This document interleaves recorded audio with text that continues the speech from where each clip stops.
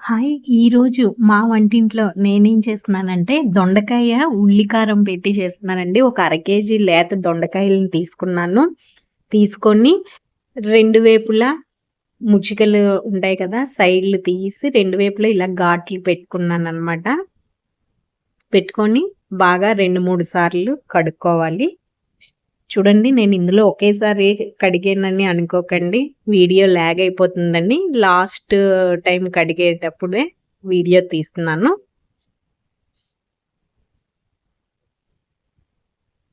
అయితే ఈ దొండకాయల్ని ఈ విధంగా కడుక్కొని కొద్దిగా ఉప్పు జల్లుకోండి. వీటి మీద ఉప్పు జల్లుకొని కుక్కర్‌లోని ఒక 3 విజిల్స్ వచ్చేంత వరకు పెట్టుకోవాలి. ఒక హాఫ్ గ్లాస్ నీళ్ళు వేసుకొని ఈ విజిల్స్ వచ్చేలోగా, కుక్కర్ చల్లారేలోగా మనం ఏం చేద్దామంటే, ఒక 4 చిన్న ఉల్లిపాయలైతే ఒక 4 తీసుకొని నూనెలో వేయించుకోండి దోరగా.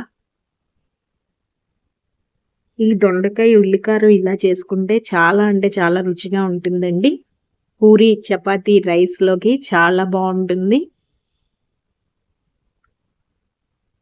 ఇలా దోరగా వేయించుకోవాలి ఈ ఉల్లిపాయల్ని.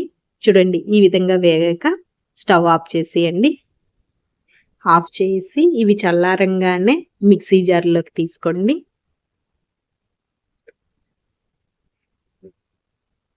తీసుకొని జీలకర్ర వేసుకోండి. కొద్దిగా ధనియాలు వేసుకోండి. కారం వేసుకోండి. 4 వెల్లుల్లి రెబ్బలు వేసుకోండి. ఇందాకలు ఉప్పు అందులో వేసాం కాబట్టి కొంచెం చూసి వేసుకోండి ఉప్పు. ఇది మిక్సీ పట్టేయండి. ఈలోపు ఈ సరంజామా అంతా అయ్యేలోపు కుక్కర్ విజిల్ రావడము, కుక్కర్ చల్లారిపోవడము అయ్యిందనమాట. ఇప్పుడు ఈ వాటర్ అంతా వార్చేసుకోవాలి.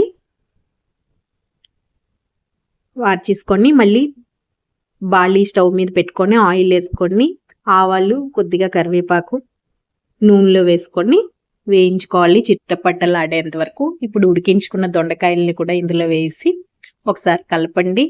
ఈ దొండకాయల్ని కొంచెం హై ఫ్లేమ్‌లోని పెట్టి ఒక 5 నిమిషాలు బాగా వేయించుకోండి.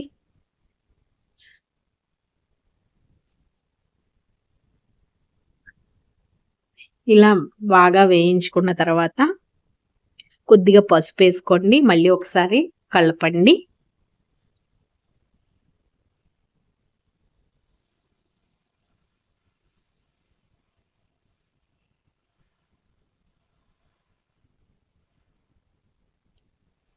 ఈ విధంగా ఒక 5 నిమిషాలు వేయించుకున్న తర్వాత 4-5 నిమిషాలు వేయించుకోండి హై ఫ్లేమ్‌లో.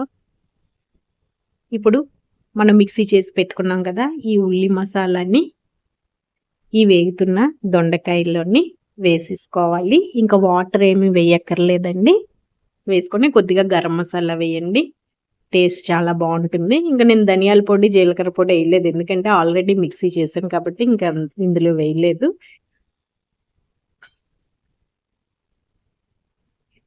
బాగా ఇలాగా ఉల్లి ముద్దంతా ఈ అన్ని దొండకాయలకి అంటుకొని బాగా వేగేలాగా వేయించుకోండి. ఇప్పుడు మీడియం ఫ్లేమ్‌లో పెట్టుకోండి స్టవ్‌ని. ఈ వేగుతున్నప్పుడే మంచి వాసన వస్తుందండి.